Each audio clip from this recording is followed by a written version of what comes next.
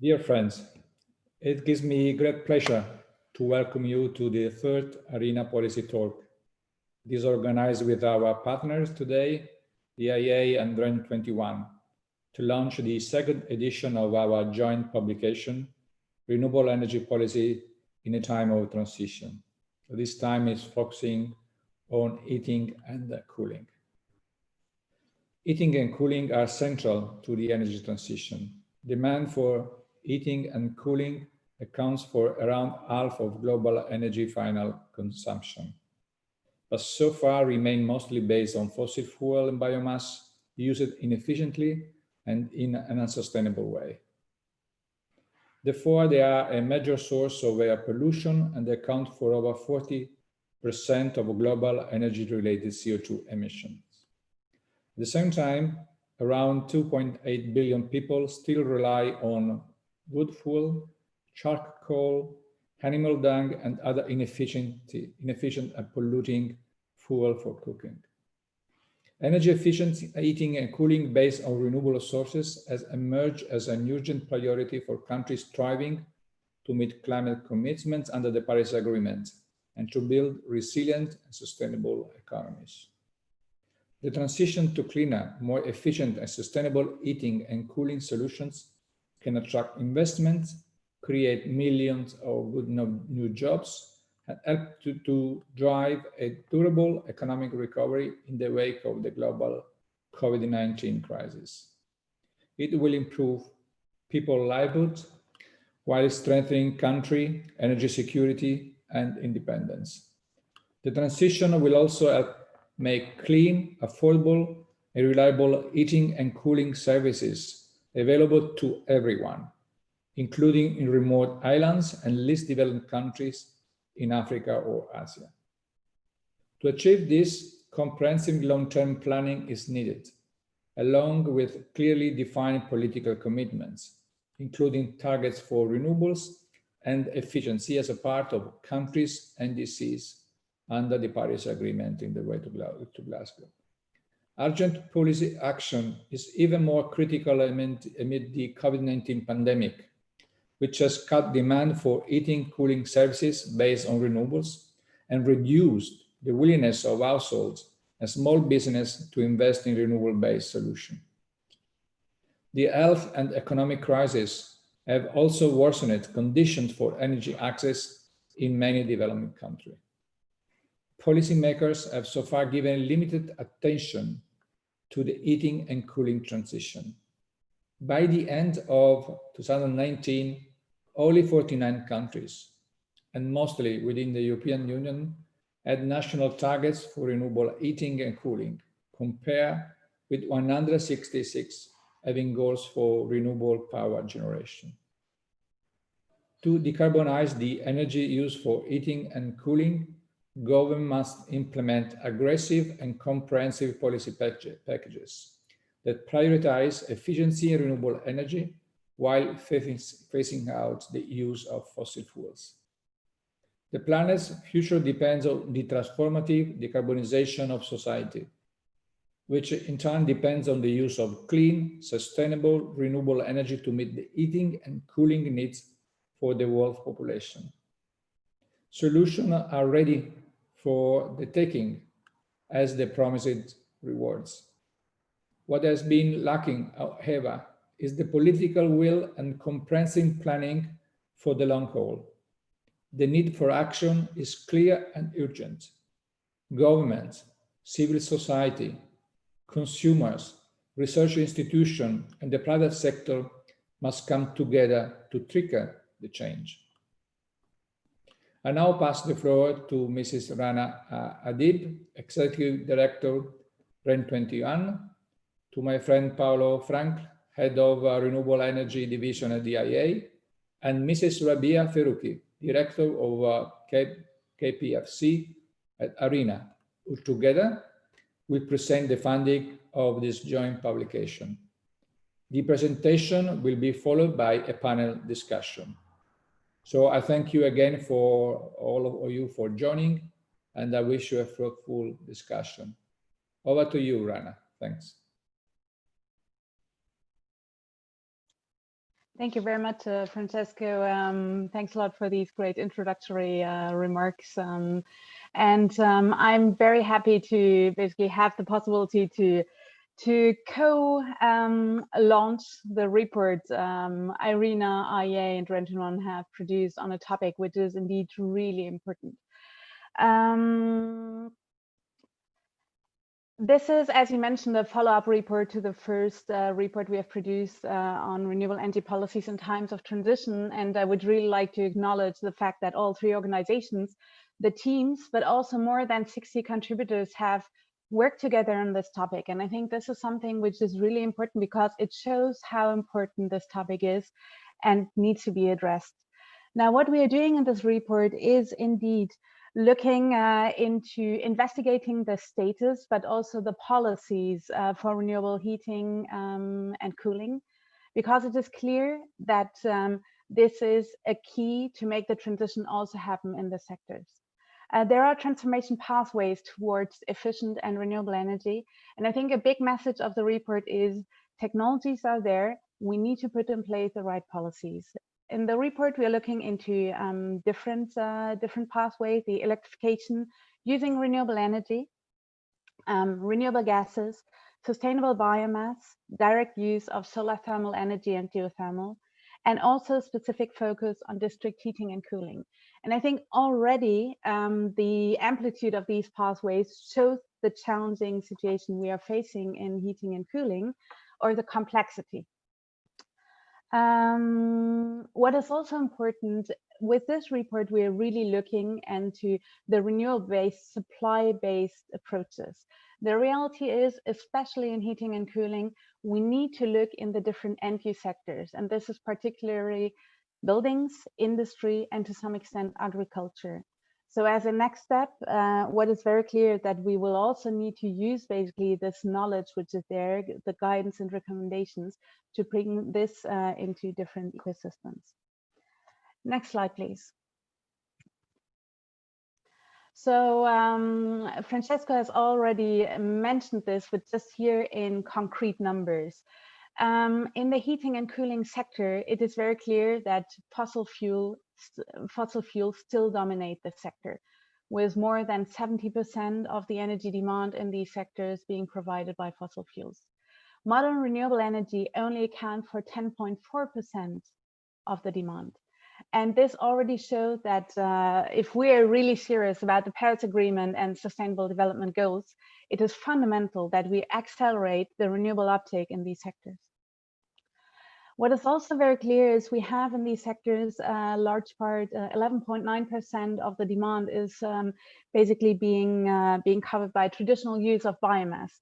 And here we do not only have environmental implications, but also social and economic implications, which are really important to address, especially in developing emerging countries, with major health impacts and social impacts. The key sectors where basically heating and cooling occurs is, as I mentioned, in industry, in buildings, and to some extent in agriculture, for heating and cooling there. And I think here it is very important to also see that there are economic opportunities linked to this. So next slide, please.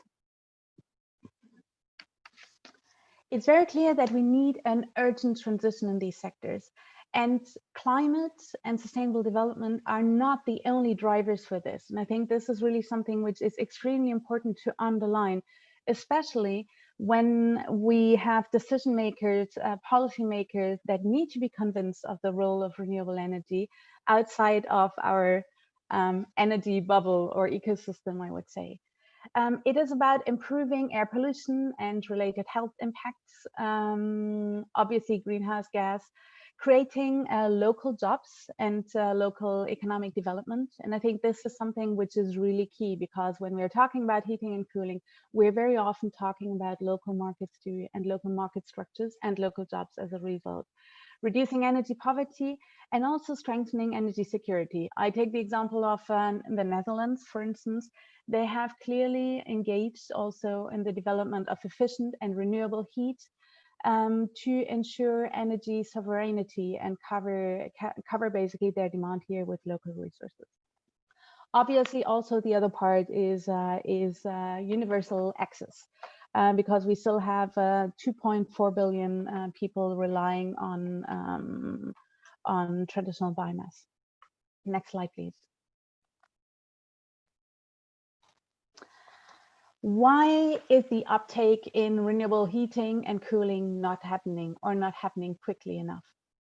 The reality is that we do have barriers which exist at different levels, from the political institutional barriers down to end users' decisions. There is clearly a lack of political commitment. I'll come to this later. Policy frameworks are still built around fossil fuel-based energy systems. And the reality is, in an ecosystem which relies so heavily on fossil fuels, this is obviously a barrier, considering the fact also that subsidies for fossil fuels still persist. Now, transitioning out of it needs to happen, needs obviously also to happen by taking into account the social consequences.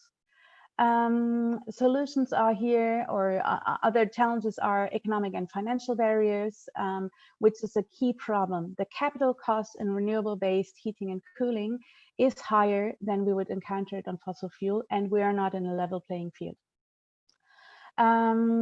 Plus, it's also the structure of the ecosystems.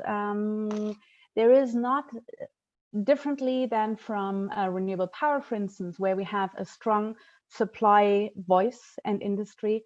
In heating and cooling, we have structures which are much more decentralized, not centralized in the same way. There are questions of workforces. The sectors are different, the needs are also different, and very, very much from one context to another. Next slide, please. The good news is, however, that there are already approaches which exist to make this happen. Now, approaches are very clearly, we need the right policy and regulatory frameworks. And I think this shows how urgently this is needed. There is still a policy deficit and also stagnation of policies, basically, when it comes to renewable heating and cooling. There's only 49 countries, excuse me, mostly in the European Union, that have targets for renewable heat. And this is compared to 166 countries on renewable power, for instance, as an example. You see that the line is stagnating here. And this is obviously something which is challenging. The good news is, since there is such a local context, subnational governments are stepping up. There are at least 110 cities that do have targets for 100% renewable heating and cooling. So clearly there is a need to bridge basically the national, subnational levels. Also, and I think that is something which is really important, when we're looking at the building sector, net zero building codes are a real possibility to drive basically efficiency and renewable energy. The reality, however, is that only 40%, if I'm not mistaken, sorry, I lost the, only 40% of the buildings are built with mandatory obligations, energy-related obligations and mandates. And this is obviously something which needs to change if we really want to move to efficiency and renewables.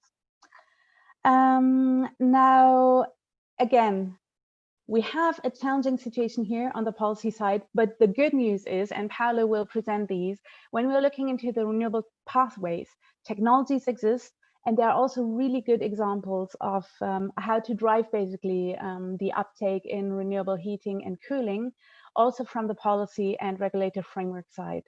And I'm really hoping that many policymakers will turn to this report to make this happen. Paolo, I'm transferring to you. Thank you very much.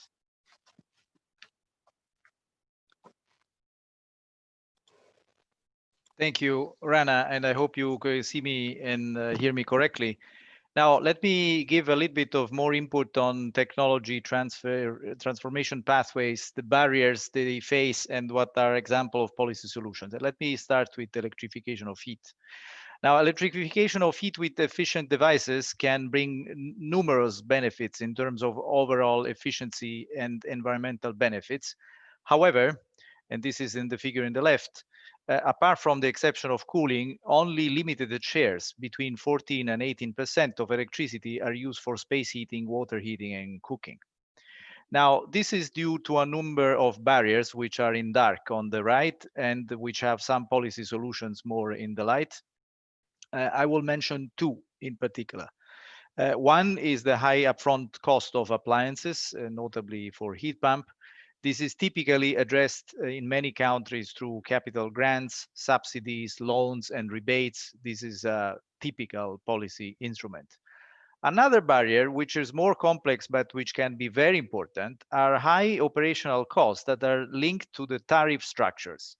In some countries, there are high retail electricity prices, not necessarily because of the high electricity wholesale price, but because of taxes, levies, surcharges, sometimes even the feed-in tariff surcharges.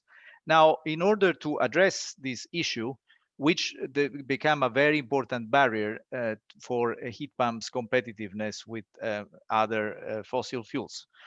In order to address this, some countries have introduced special electric heating tariffs for eligible high-efficient devices, and this is just the case of the UK renewable heat incentive system, for instance. In terms of other examples, I would definitely note the China Clean Winter Heating in Northern Regions pilot program, and also the application of times of use tariffs in other countries. Next, please. Now, complementary to electrification, there are, of course, renewable gases, as not everything can be done with electricity. They include biogas, biomethane, as well as renewable hydrogen. Now, around 50% of biogas, the central figure, is used for cogeneration today and commercial heat and buildings. And another 11% is upgraded to biomethane that can be directly injected into existing gas infrastructures. Now, if you look at the costs, in some cases, biogas can be competitive with fossil fuels, in particular if it comes from waste. However, more in general, policy instruments are needed to close the cost gap with fossil fuels.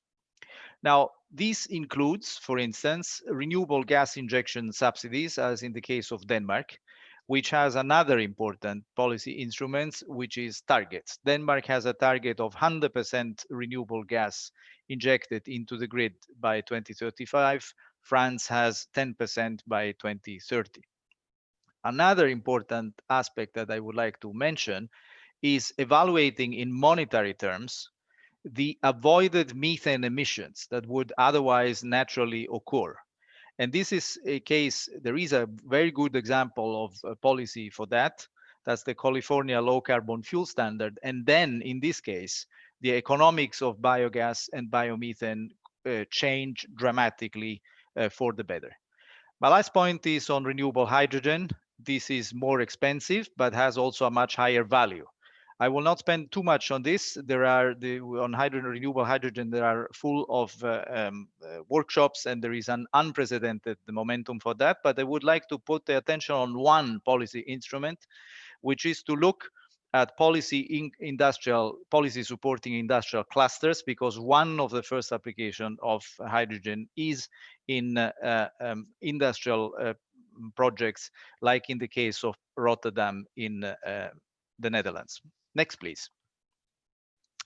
Now, biomass. Biomass, and I repeat it, is always the overlooked giant of renewables. It's really dominating. 70% of total renewable heat today comes from biomass, and the modern biomass, I mean, sustainable, and 50% of total renewable final energy demand. Now, on this, I would focus on two aspects. One is dedicated measures to address cost and market barriers. And the examples are in Europe, like Italy, Conto Termico, France, Fonds Chaleur, and also dedicated loans and grants in huge developing economies like Brazil, giving loan support for biomass CHP, or India, very interesting grant scheme for industrial scale biomass cogeneration. The second aspect is, of course, sustainability. Biomass can and must be sustainable For that, you have to have clear, transparent sustainability criteria. One example is the one for heat in the European Union RED second directive, which require minimum levels of life cycle emission benefits and exclude support for feedstock produced with high carbon stocks or biodiversity value. Next slide, please. Now, direct use of solar thermal heat today only represents 7% of total renewable heat, mostly used for domestic water heaters and large systems for agriculture. China, as you can see in the figure in the left, leads the world in deployment of solar thermal systems, hosting around 70% of world capacity. The deployment is promoted through a mix of targets, subsidies, and mandates. I would note here the combination of grants, fiscal incentives, and preferential loans also in Africa, in Tunisia and Rwanda, for instance, and in the Middle East, in Lebanon. Solar thermal can contribute also to district heating, maybe preheating, not completely at the level of the highest heat. This is an interesting example in Denmark, where, of course, the main driver is high fossil fuel taxes on the competing fuels. And my last slide, last but certainly not least, geothermal today is only 3% of total renewable heat, but with a great potential and growing very, very fast. Overall, in the world, the main producing country is again China. Most applications are in buildings, but an important fraction also in agri-food industry, agriculture and forestry, and industry in few cases in New Zealand and Iceland, also in industry. Now, a specific barrier for geothermal is, of course, the de-risking geothermal exploration. And here I would like to focus on the really interesting case of the Netherlands, which has the fastest growing market in Europe, with a holistic plan for the applications of geothermal, including in horticulture, giving a general master plan, providing public data on geological resources, providing an insurance schemes when the things gone wrong. It is included in the general sustainable development subsidies, but it has also a feed-in premium for renewable heat, and with venture program collaboration between government and industry. So thank you for this attention, and I give the floor to Rabia. Rabia, thank you. Thank you very much, Paolo. Thank you, Rana, as well. So in the 5 pathways that were just presented by Paolo, our analysis demonstrates also the great potential in providing solutions to the billions of people still lacking universal access to clean, affordable, reliable energy for heating and cooling services. I'm just going to name a few examples: efficient cook stoves and bioethanol, cooking fuels for billions of people that still rely on biomass for their cooking needs, which can obviously reduce indoor pollution and drudgery. And as you know, these have affected women and children in a disproportionate manner. Sorry, I'm not. So the second one is the small-scale domestic biogas digesters. They currently serve 125 million people and provide additional benefits through better sanitation and waste management. Another example is the electrified heating and cooling services, which can be provided through off-grid renewable energy technologies, especially given their falling costs. And last example is solar thermal and geothermal, which offers agro-processing services and help small-holder farmers conserve their produce and transform them into more valuable products, and therefore increase their income, but also their livelihoods. So now, what is important to understand is that these benefits can be realized by establishing a supporting ecosystem, which should include access to finance, de-risking tools, a conducive ownership model, efficient technologies that cater to specific needs, of course, also awareness raising on available solutions, but also the skills to distribute, install, and maintain those applications, access to new or existing markets to sell the products, and integrated resource planning as part of national level policies and targets. So as far now as cross-cutting policies to support the way forward to decarbonize heating and cooling services in all contexts, national and subnational targets are essential. More than 12 countries and the European Union have passed or proposed laws around net zero emissions. This includes China and the UK, and we're really happy to have with us today in our panel both countries represented, and we'll share more on the topic. Now, net zero targets are not immediately feasible for all economies, but the ambitions expressed in NDCs, for example, which are currently dominated by the power sector targets, should be raised for sectors with large heating and cooling needs. Then the national targets that are established need to be translated into long-term integrated energy plans that coordinate the deployment of renewables-based solutions with measures to raise energy efficiency and develop the needed infrastructure. This is important to avoid conflicts between the pathways that were presented here, and also to avoid that they lead to stranded assets. Just to give you one example, the operating lifetime of district heating and cooling network can reach 100 years. So before investing in such a network, it's important to assess the heating and cooling demand of the covered area, and by, for example, taking into account energy efficiency plans and establishing heat maps, etc. Now, to attract investments in infrastructure, policymakers should ensure the presence of sufficient demand to render the investment profitable, for example, by mandating connections in new urban developments. This requires coordination with other sectors, such as building and transport. So finally, ensuring solid institutional coordination that clearly defines roles and responsibilities and translates targets into actionable initiatives is really essential. This means that coordination between various governing bodies and stakeholders, including those responsible for and involved in energy, power, industry, agriculture, and forestry, is needed. Now, the energy, as was mentioned by both Rana and Paolo, the energy transition also requires leveling the playing field with fossil fuels. Excluding the cost of externalities, hundreds of billions of dollars are currently spent on fossil fuel subsidies. Phasing them out and redirecting them toward the energy transition is key.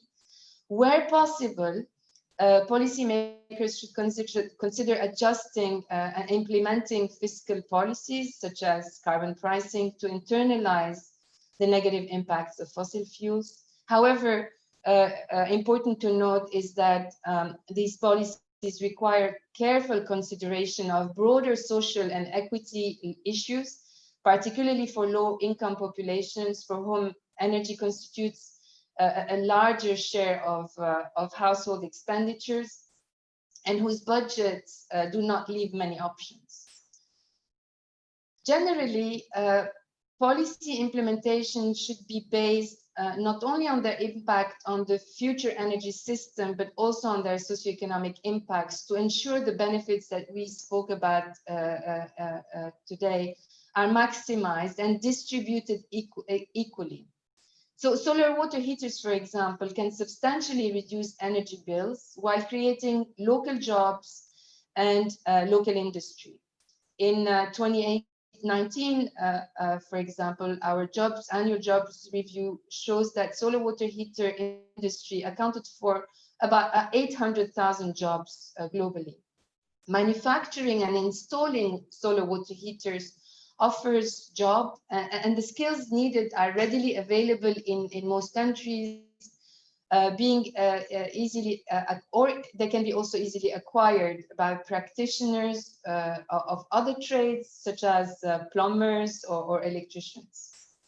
Now, again, the ecosystem that can maximize benefits is one that allows for broader systemic changes, including education and training, industrial policies, support for R&D and collaboration between industry and research institutions, Also important is the need to minimize the socioeconomic cost of transitioning away from fossil fuels. This requires a set of labor market and social protection policies. The transition of for workers in industries that are rendered obsolete needs to be smoothened by developing opportunities in new industries and providing reskilling options for affected workers. In conclusion, policies for renewables in heating and cooling should not be again considered in isolation. They should be viewed as a part of the broader socioeconomic structures upon which the energy system is built and with which it interacts. You see on the right-hand side of the slide how we connected it to basically energy, economy, society, and the earth. A systemic approach is therefore required in the energy sector, but also in the socioeconomic systems that we have built. So I thank you for your attention on behalf of Rana, Paolo, and I. And I'd like to briefly introduce our moderator for the panel discussion. Mr. Lundberg is the head of operations at the Asia Pacific Urban Energy Association in Bangkok, Thailand. He's leading the APUEA Secretariat to explore, develop, and promote sustainable energy in the Asia Pacific region. So over to you, Peter. Thank you very much, Rabia, for that introduction. Hello, everyone, and welcome to this part of the session.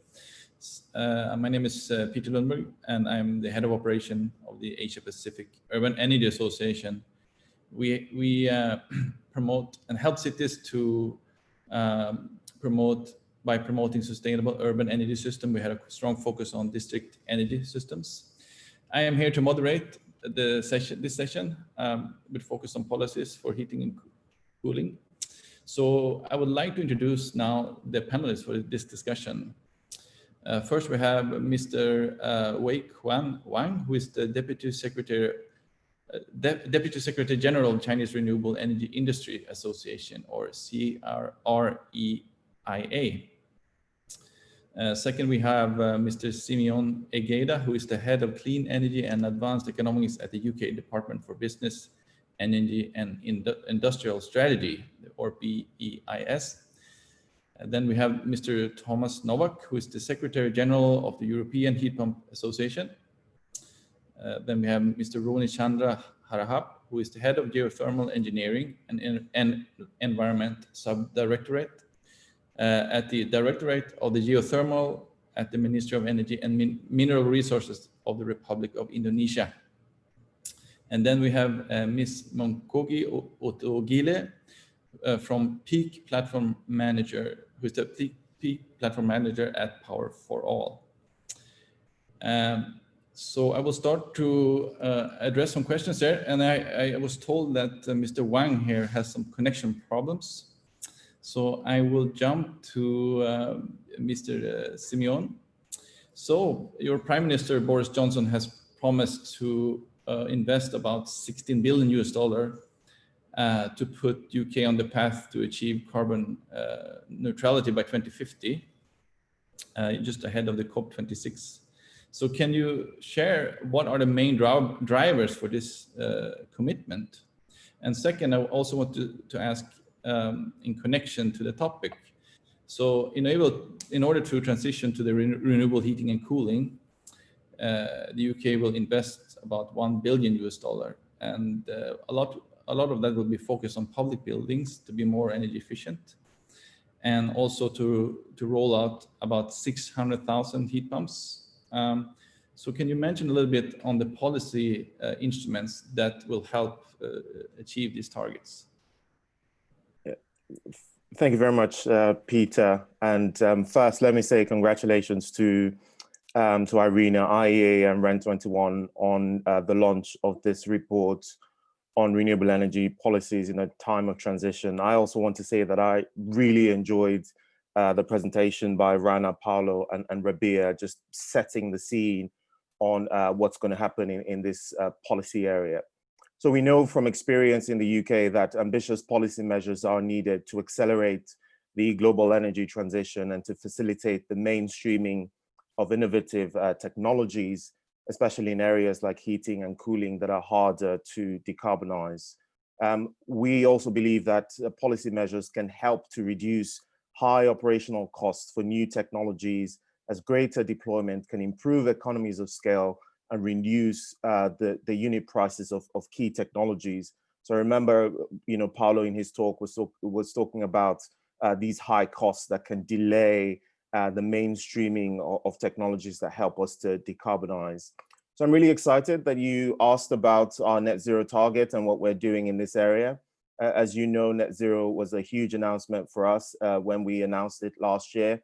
And we're really excited that other countries are coming forward with net zero commitments. You talked about, Rabia, you talked about Japan, China, Korea, and this is really exciting for us in the COP26 year.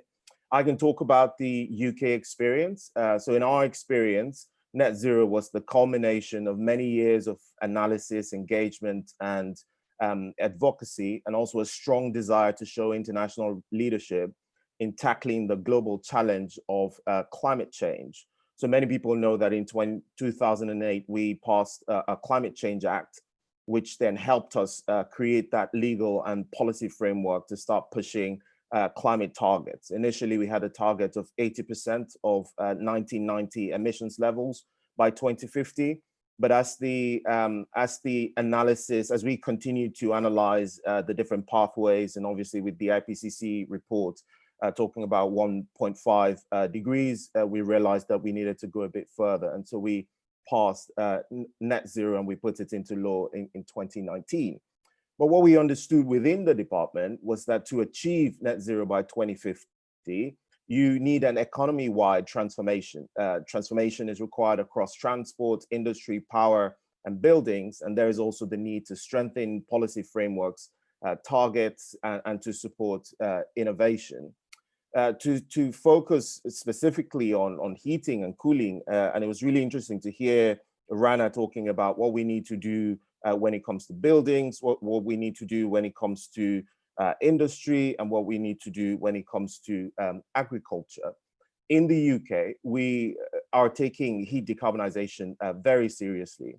That is why, a few weeks ago, as part of our recent 10-point plan, the Prime Minister talked about what we need to do to achieve a green industrial revolution. And he talked about plans to make UK homes, schools, hospitals, and business areas greener, warmer, and more energy efficient, while creating 50,000 jobs. And I'm really excited, Rabia, that you talked about the socioeconomic and impacts and the just transition. For us, this move includes the installation, as you were talking, Peter, as you were saying before, it includes the installation of 600,000 heat pumps every year by 2028. We've already talked about the key role of electrification in heat decarbonization.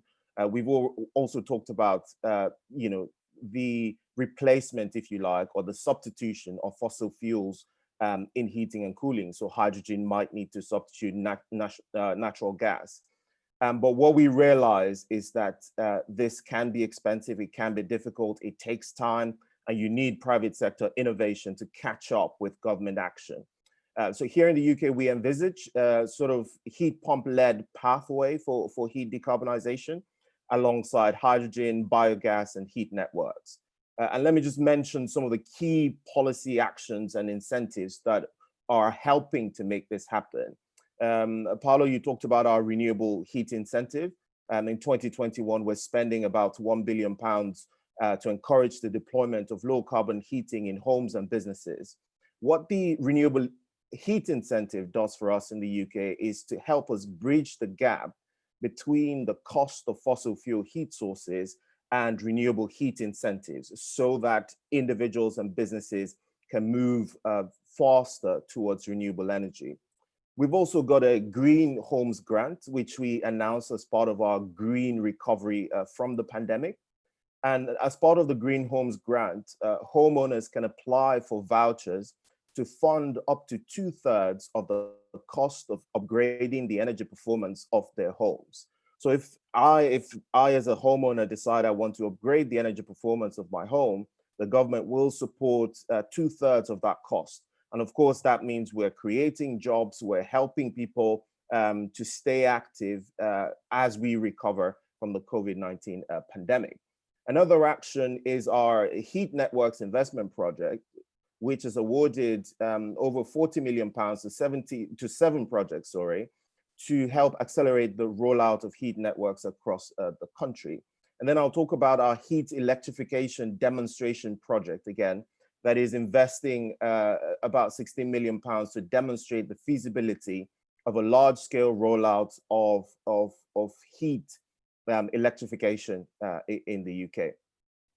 Anyway, what I can say is that the benefits of this kind of policy action, the benefits of efficient, low-carbon buildings for consumers are clear, because when homes are smart and well-insulated, they can reduce energy bills, they can help to alleviate fuel poverty, which is very important for us as part of our leveling up agenda, and obviously they help to provide more comfortable homes. And importantly, efficient low-carbon policies will help us meet our domestic climate targets and support the goals of the Paris Agreement.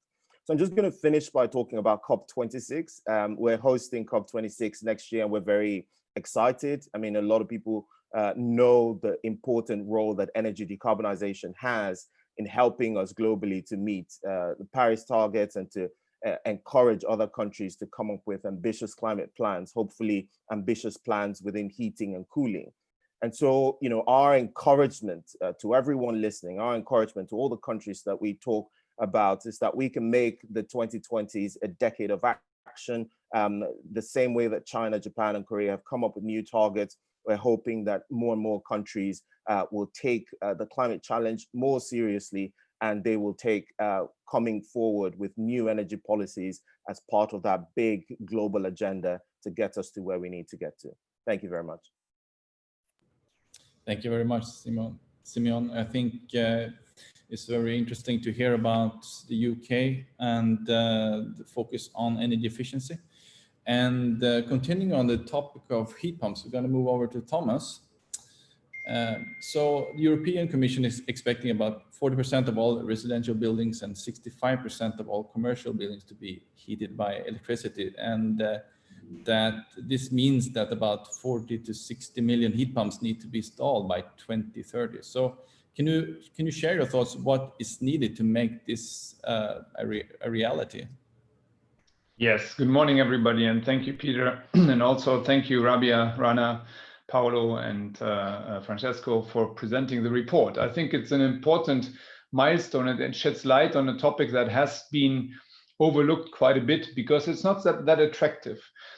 But you mentioned rightfully that it's not only the UK that has actually set up now ambitious targets, but also the European Union. And from that perspective, let me say that I'm regretting that the United Kingdom is not putting the similar effort inside the European Union in favor of renewable heating. But nonetheless, 600,000 units in the UK is good. And as you said, the European Commission is chiming in with in the same direction. The system integration strategy says 40% of residential buildings should be heated by electricity and 65% of commercial ones. And if energy efficiency prevails, that means this will be mostly heat pumps. And we have looked at this quite carefully because then there's another piece of legislation that is adding to the picture, and that's the so-called renovation wave. It's now presented as a communication, so it's not legally binding yet. But in the 2021 picture that Rana presented on the legislation that is focusing on more renewables in heating, then there is an additional puzzle piece to add to the European perspective. And this one says that the 35 million least performing buildings that we have in Europe should be renovated first, which is very important because it closes the gap from heat pumps in new buildings where everybody knows they can be installed and operated efficiently to heat pumps in those buildings where we would have said in the past, well, maybe you don't want to do that if you don't want to be dissatisfied. Now, luckily, also technology is developing. So from the technology side, we have now heat pumps that can provide heating at 70 degrees in an efficient manner. So there is a bit of an advancement there. But the renovation, of course, clearly opens application areas that were not available in the past. Now, what is necessary to do? And this is actually, that was on the slides. And I really hope that the 2020s become a decade where political words are followed by political action. Because I tend to disagree, the heat sector is not that complicated. It's easy to say that, as often said, it's a complicated sector, we can't solve that. But in reality, it's a very easy sector. You have a building, you want it warm or cold, and you have a number of technologies, and then you look at your bank account and you say, how much do I want to spend on this? And how much do I want to spend on my new kitchen and my new bathroom and my holidays? So in the end, it's a budget decision. We know for a long time that you can actually heat your house emission-free. And we know also that, unfortunately, because the technologies that are available for this, and that include heat pumps, but there are other options, they have come late to the market. The boiler technology is at the end of its useful technology development cycle. You will not make it much more efficient, and that's why also economies of scale have been applied to it big time. We are not there yet for heat pumps, but we are additionally hampered by the fact that the externalities of fossil fuel emissions are not priced in. So if you think you have a cheap fossil heating system, it's actually society that pays. So you could say thank you every morning to society for being so generous and paying for your pollution so that you have a cheap system. If you have a heat pump, then you don't. You pay for that yourself, because at least in Europe, electricity is under ETS. So you're in the development reduction pathway of making electricity cleaner. That's one. The second one is the whole question of electricity taxation. In more than half of the European Union's member states, electricity is taxed much more heavily than fossil energy. And you don't know why, because it's the fastest decarbonizing energy carrier. So you could say the best student in the class is punished every day. And you ask policymakers, why is this the case? And they say, yeah, it's very difficult to change. So why is it very difficult to change if our target is CO2 emission reduction, direction zero emission? Actually, electricity should be taxed least and fossil fuels should be taxed more. And then the last, maybe smaller one is fossil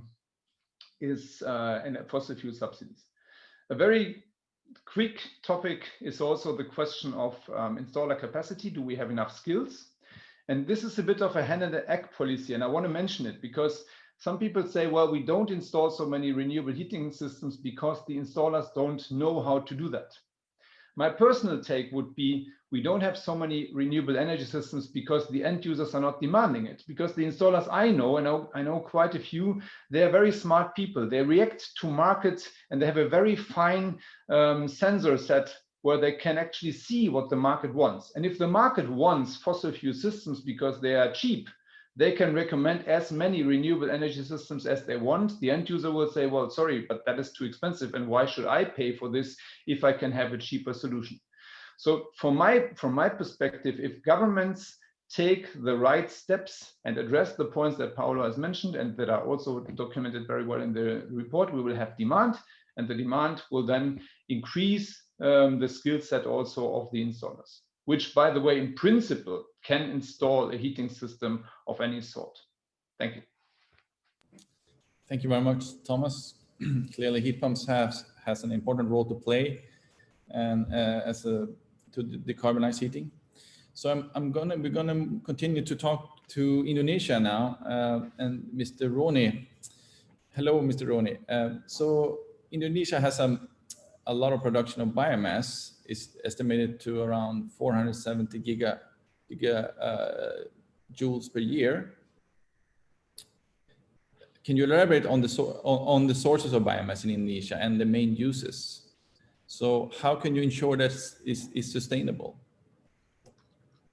Thank you very much, Peter. Well, yes, Indonesia is blessed with abundant resource of renewable energy. Not to mention other sources of renewable energy such as geothermal, solar, and also biomass, also biogas. But in terms of biomass, when we talk about power generation, the resource will be about more than 32 gigawatts in terms of electricity power generation.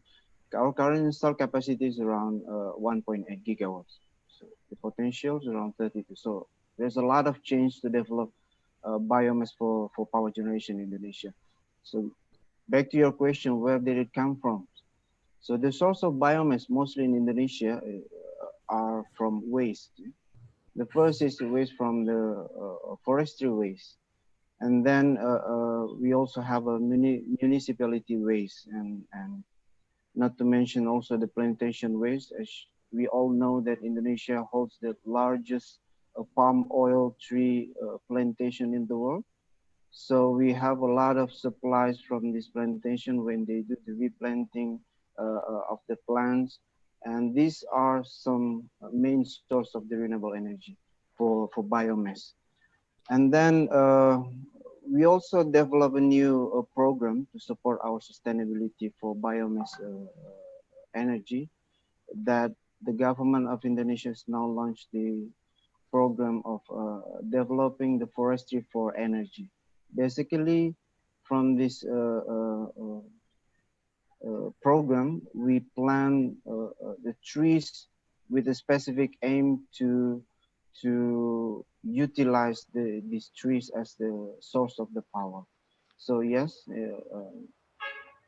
the source of biomass in Indonesia mostly from the waste, and how do we manage to maintain the sustainability by creating the right policy and also developing the new programs such as the forestry for energy. And in terms of policy, I would like to announce to all the participants in this good event actually, that the government of Indonesia right now is composing a new policy regarding the tariff for the biomass power plants. Basically, this is a kind of incentive for the biomass power plants. And this policy will be based on the presidential decree. So it's quite high level of policy in Indonesia, and it will be encourage more investors to get comfortable and also invest more in biomass in Indonesia for power plant. I think that's my question, my answer to you, Peter. Thank you. Thank you very much, Mr. Roni. So we're going to continue to talk with Ms. Munkugi. I hope I pronounced your name right. So now we're going to talk about in the context when people lack access to both sustainable and affordable clean energy, and also including how to transition to renewable heating and cooling. So this will help not only to improve public health by reducing indoor air pollution, but also to improve the local economies, for example. So can you explain a little bit what are the main barriers to heating and cooling when it comes to this access context? Sure. Thanks, Peter. And just to remind you, you can always call me MK if that's easier for you. So good morning, everyone. And of course, thank you, Peter, for the question. And thank you to the IEA, IRENA, and REN21 teams for really setting the scene for this important discussion. And I thank you again for also ensuring that the access context is not just considered, but that the policies within this report that can address those particular issues are made very, very clear. Just to speak to our experience working within this context, I think a lot of the issues that have already been discussed, whether it was by Arabia or the other panelists in terms of those barriers such as high upfront costs and technical issues, are some of the very same issues that occur in low energy access countries. So just quickly, for example, in terms of technical barriers related to, for example, the quality of appliances and off-grid solutions specifically for decentralized renewable energy. We have to really think about what performance and quality standards need to look like in low energy access countries. We need to also really think about appliance labeling, for example, in these countries as well. In addition, for other technical barriers, when we think about biogas, for example, those technical barriers regarding not just the quality of the biogas digesters itself, but the quality or yes, the quality of the standards related to the design, the installation, and the maintenance of those systems is also really important, which of course includes the capacity building, thinking out through after-sales service standards and so forth. But I think even thinking, before we even get to that thought, one of the things we really need to think about is that map that I think Rana showed earlier, which highlights the regulatory and financial policies for renewable heating and cooling across the globe. And it becomes very, very clear that in those low energy access countries, there really is a need for more policies geared towards renewable heating and cooling. And not just those policies, right? So those policies need to be worked in or thought through in terms of what the national plans are already in place. So if the national electrification targets are already in place in one national plan, then those also need to be thought through in terms of other heating and cooling plans as well. So that's something that I think is a main barrier to heating and cooling, specifically renewable heating and cooling within the low energy access context. Another one is really just thinking through that there are limited resources in these countries, right? So it's a matter of getting things right the first time around. And so the policies and the regulatory frameworks are a part of that. But another part of that that suffers, of course, is also thinking through the finance components as well. So de-risking tools become very, very important. Alternative financing mechanisms, specifically for renewable energy in countries where financing for renewable energy is pretty low, are really key in terms of addressing those issues as well. And I think last but not least, another big barrier to heating and cooling is really on the consumer side.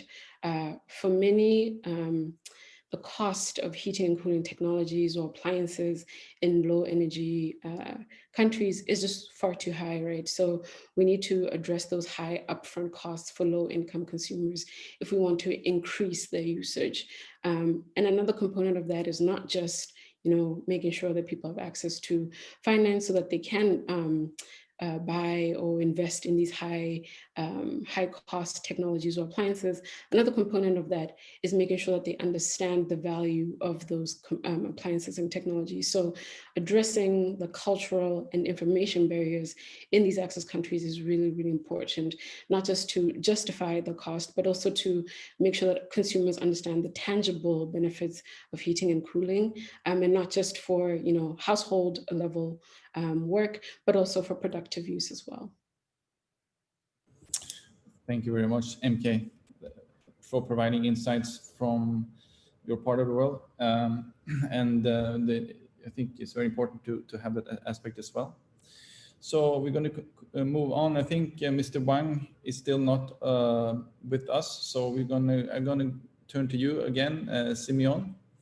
Can you provide some insights on industrial policies that will help ensure decarbonization in the heating and cooling sector?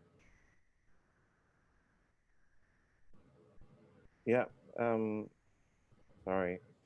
Yeah, very, very happy to. Thanks, Peter, and thanks to all the panelists. I think I'll talk about a few industrial and heat-related policies, but I'll also link that to what we think is the just transition and socioeconomic landscape in the UK and internationally. So we've been very clear that we want the UK's net zero transition to provide economic benefits by supporting jobs, livelihoods, and businesses.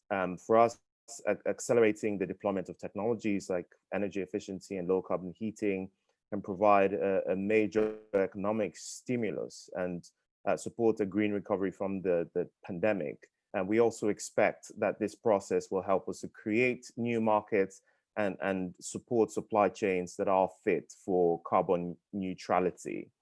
Our analysis currently shows that building decarbonization could deliver up to 200,000 jobs across the UK by 2030.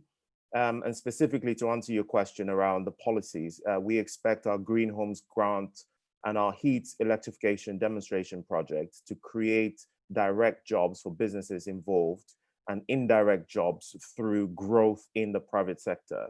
Now, the way these things happen is government action leads to the creation of a supply chain and a whole industry around sort of delivering green projects and delivering modular applications to new green technologies. And as you can imagine, the private sector growth follows government action.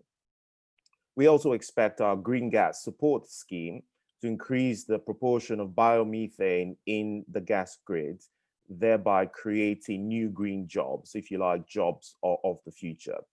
Importantly, across the UK government, we have an industrial strategy which looks to ensure that all of the government policies, and if you want to count them at any given time, we have over 500 policy priorities that we're trying to deliver. And we look at across all these priorities to make sure that they're delivering economic benefits. And I'll give you an example of how this industrial strategy works in practice. So when we decided that we wanted to pursue offshore wind and we wanted to become one of the world leaders in offshore wind, we then went forward to create what we call an offshore wind sector deal, which is government working directly with industry to come up with a deal that industry agree can revitalize the growth of the sector, both in terms of new jobs, building new supply chains, but also increasing the representation of women in the offshore wind sector. And we have sector deals across sort of different policy areas for artificial intelligence, for other forms of energy.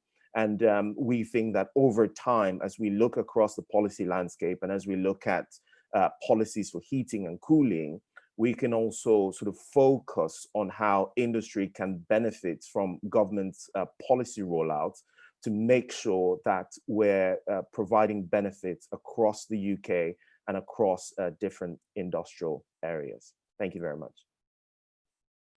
Thank you very much, Simeon.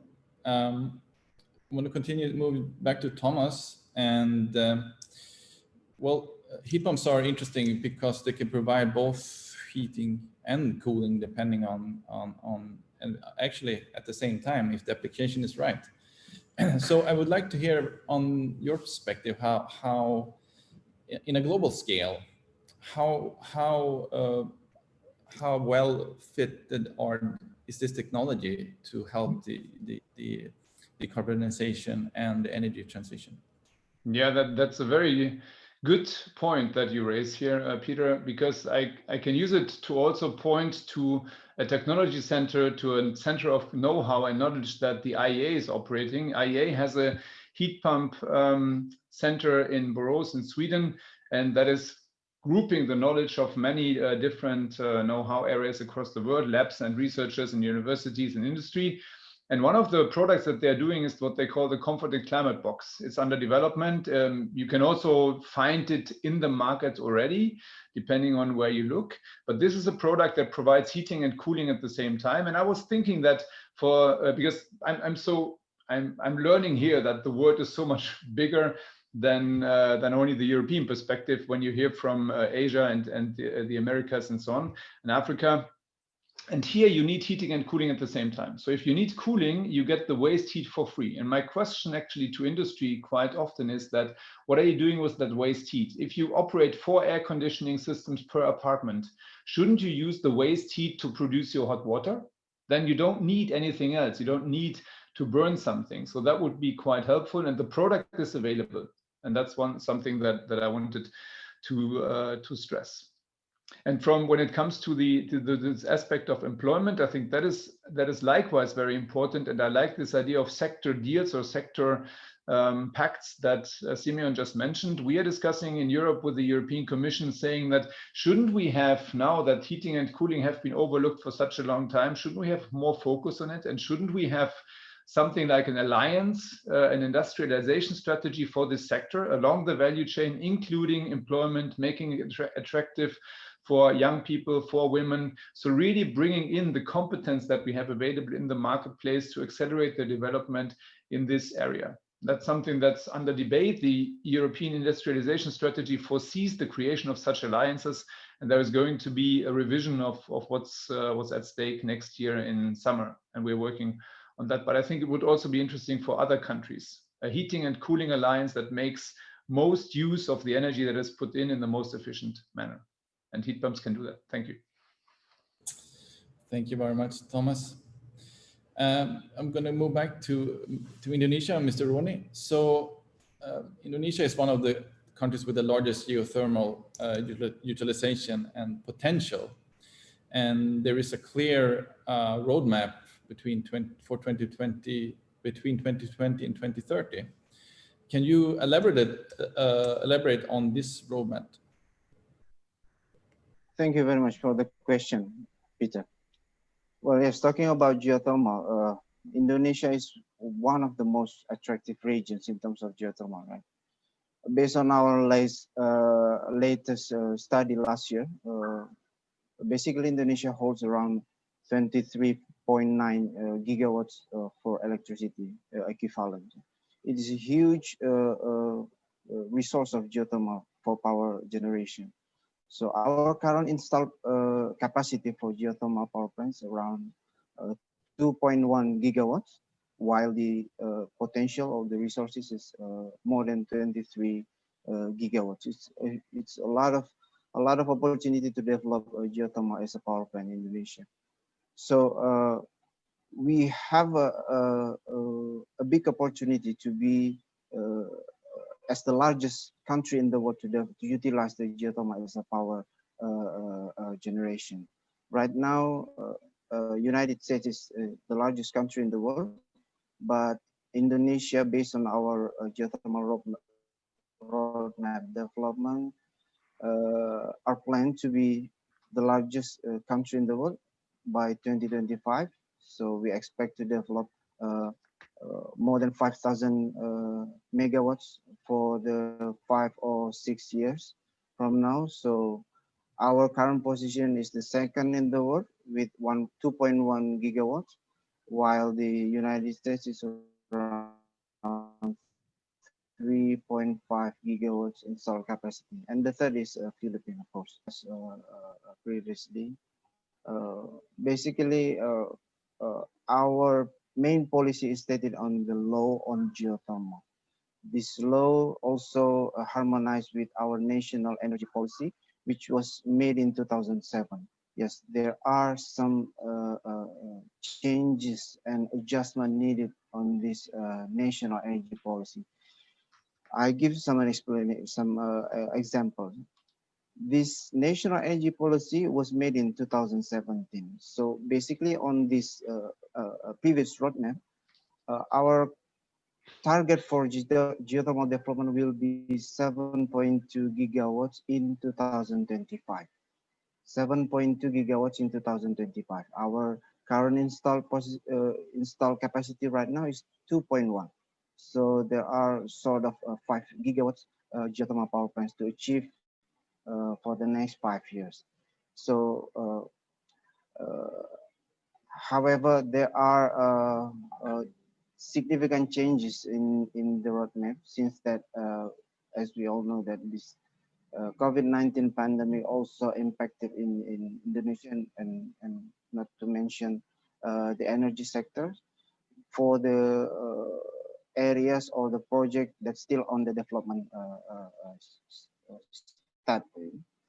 So several development progresses also been delayed by this situation. So the government of Indonesia takes some adjustment to the roadmap.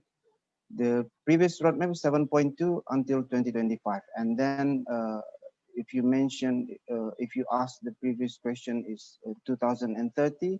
So the roadmap said that our target will be 9.3 gigawatts for geothermal. So basically based on our situation right now and also the COVID-19 pandemic situation right now, push the government to adjust the roadmap. The previous 9.3 gigawatt target that I've mentioned previously have to adjust and now expected to be achieved in 2035. So there are 5 years delay on the development of project because of this pandemic COVID-19 situation. So the government also launched several programs to support our target roadmap. I've mentioned to you and to all of you that we have a very ambitious target on developing geothermal.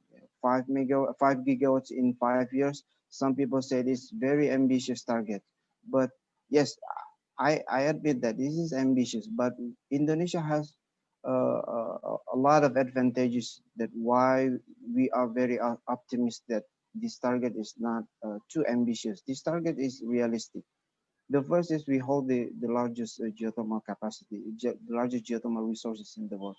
Some studies said that around 40% of the world's resources are lies in Indonesia's region. That's some studies. But what I can mention that Indonesia has blessed with very huge sources of geothermal. This is one of the advantages.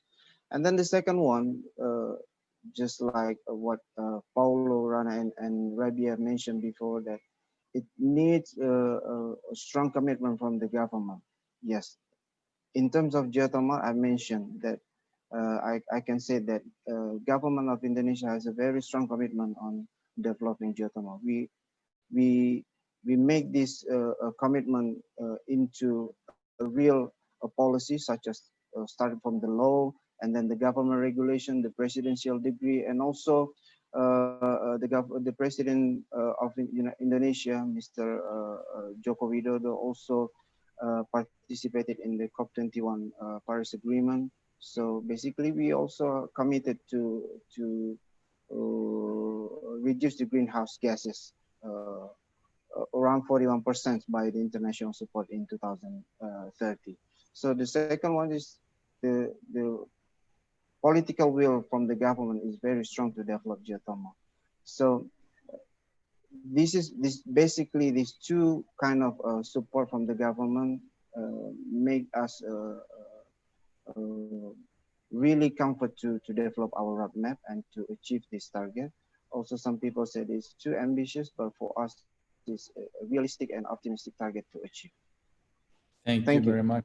Thank you very much, Mr. Roni, for giving insights on the geothermal activities in Indonesia. So I'm going to move on to MK. And so we have a question here on, in the light of the COVID-19 situation, basically.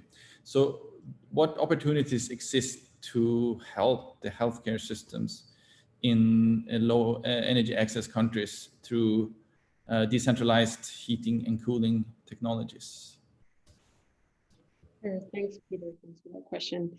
I think by now, though this number is a little bit outdated, we've all heard that about 1 billion people in developing countries are without access to adequate healthcare services due to energy poverty. Recently, just the data from low energy access countries show that there's quite an importance around cooling specifically, so cooling services in these healthcare facilities. So about 28% of electrified health facilities in the countries that I just talked about use electricity for air cooling systems, while about 40% use it for vaccine refrigeration. And I just want to quickly step back and say, I think a lot of us have seen that Africa has done a good job in terms of dealing with the first phase of COVID-19 in terms of the pandemic response and having one of the lowest insurgence of the disease worldwide. But then the next phase, of course, includes vaccine storage. And this goes just beyond just energy access and requires really a coordinated approach to electrifying health facilities. And this can be done, of course, through decentralized renewable energies. So solar, for example, solar mini grids, solar home systems, and so forth. And other, I think, interesting technologies that are coming up will be really important in terms of providing these health facilities with vaccine storage. Now, the one thing that we always want to point out is in low energy access countries, it's not just about electrifying them or thinking of pathways such as solar home systems or solar mini grids. We also really want to think about a holistic approach to electrification so that it is sustainable. So one of the things that Gavi, for example, has noted is that even though there are medical facilities with modern equipment for vaccine storage, of those facilities identified, about 70% of those used either old or broken equipment. So it means it's not just about electrification, it's also about ensuring that the equipment or the appliances in place are also of high quality, meet the standards, but I'll also have an O&M plan, or yes, an O&M plan that's consistent with the length of either the appliance lifetime and as well as the system lifetime. We also need skills to maintain those systems. And so there are many programs that are in place right now, but we have to really think about the longevity of these programs and the longevity of these appliances within healthcare facilities if we want to make sure that vaccine storage in these countries is successful. And we of course also have to think about getting the financing to these countries at the right time and ensuring that we have policies in place that really support and encourage innovative business models, right? So if we're thinking about service models, if we're thinking about pay-to-go models that are really popular in African countries, for example, then we need to make sure that we have policies in place that will support and encourage those business models as well. Thanks, Peter. Thank you, MK, for providing insights on that very hot, interesting topic. Yes, so now we have concluded the panel session and we're going to move on to the next part of the session, which is country interventions from IRENA member states. So I'm going to thank you all panelists very much for your valuable insights. So now I would like to open the floor to the IRENA member states to make their interventions. And so if you would like to make an intervention, please click on the raise your hand button. And also I would like to remind you to please keep your intervention limited to 3 minutes.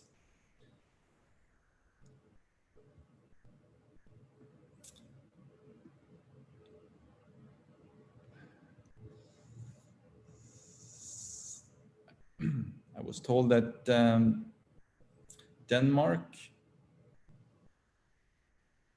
is waiting.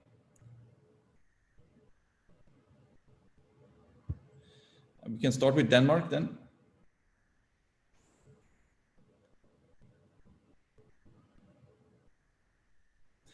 Okay, Denmark is not here. So do we have any other IRENA member country that want to intervene? So Italy here.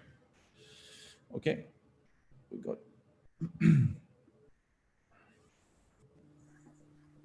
Good morning, everybody. So I'm Giuseppe Zummo from Italy. I'm representative of ENEA. ENEA is one of the 2 largest research centers in Italy. So what I can say is that Italy intends to pursue an indicative target of reducing consumption by 2030 up to 43% of primary energy and 39% of final air energy compared to Prime's 2007 reference scenario. So for the definition of this objective, we have developed several roadmaps, and in order to satisfy the directive of European Commissions. And so our, okay, sorry. Okay, so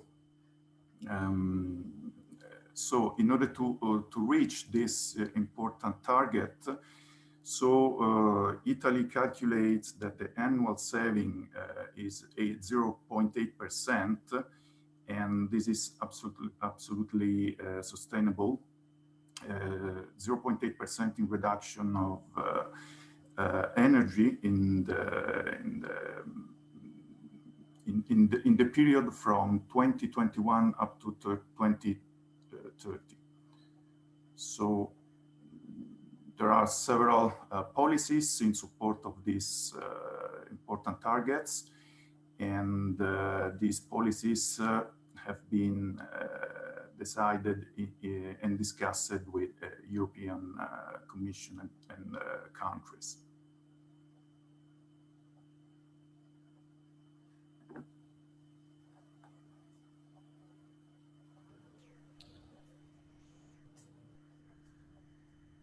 Okay, thank you for that.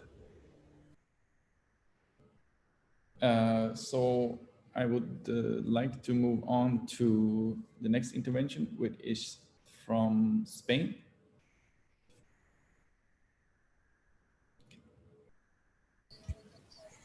Te tengo que colgar. Hi, sorry, I was on another meeting at the same time. From Spain, heating and cooling, it's very important, as it was mentioned in the report presentation. Thank you. It was a great presentation. And for us, as United Kingdom pointed out, we are very concerned with climate neutrality by 2050, and energy efficiency and heating and cooling in buildings is one of our key tools for reaching these objectives, along with renewable energy in the power sector installation. We estimate in the next decade to increase by 13 points our contribution of renewable energy in the heating and cooling sector. And for us, it's really important to account for the cooling in these statistics, we may say, because as we are a Southern Europe country, we expect to increase our cooling needs in the following years. We are renovating our building code and also our thermal installation for buildings regulation. And now I'm going to tell you two more points about grants we are giving in order to boost this renewable energy integration in this sector. We now got the building renovation program, which is funded with more than 300 million euros.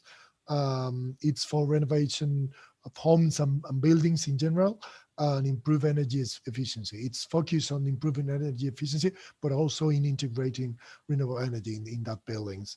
And the second one is the Renewable Energy Program.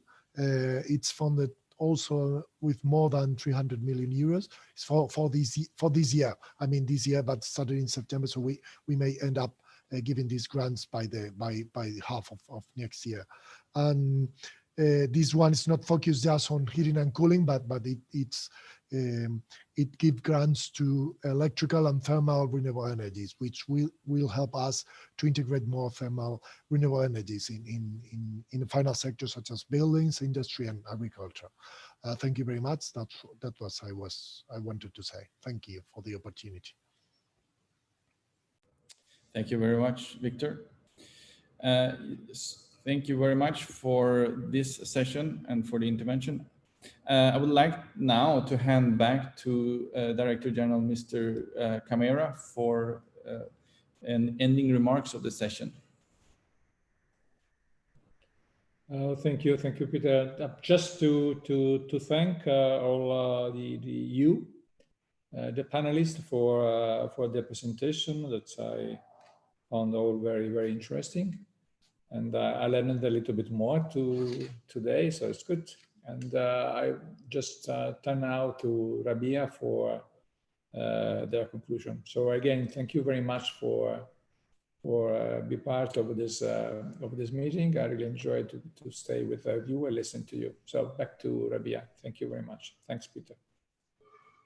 Thank you, Mr. Director General. I really think that this report fills an important gap in bringing a lot of the solutions that are required in heating and cooling for the energy transition. as mentioned by the Director General, solutions are ready for the taking, and so are the promised rewards. So I think we're ready to go. But I think among the most important rewards are jobs and people's livelihoods. And I have to mention that when we started at IRENA working on jobs 10 years ago, and in the past many years on also not only renewables, but energy transition related technologies, there was really very little interest on the topic. And so I was very happy to hear today that somehow that connection between the energy system transition and the rest of society and economy, the fact that they go hand in hand is becoming something that is mainstreamed, I would say. So I hope that this new wave of interest by policymakers, by institutions, by other stakeholders is here to stay, because we all know that the value of energy is not in the source itself, but it's in fueling our economies in a climate safe manner, while providing a better life for all of us. So I'd like to thank our partners and friends, Ran and Paulo, for a good collaboration again this year. In particular, because we tend to see the same faces on the cameras, etc. But I'd like to thank the teams who are working really hard behind this. So I think at REN21 is Duncan Gibb and Leah Renalder there. At IEA, Faroa Lefebvre and François Briand. And on IRENA's side, special thanks, of course, to my team, Jin Lei Feng, Diala Hawila, Emanuele Bianco, and Abdullah Abu Ali.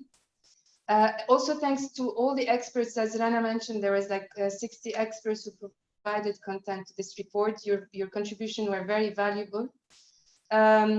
So next policy talk and the last one is on community energy on the 9th of December with the Coalition for Action. I hope many of you will join us. And on behalf of IRENA, I'd like to thank you. And on behalf of the 3 organizations that worked on this report, thank you very much to all for being here. Thank you very much. Bye-bye.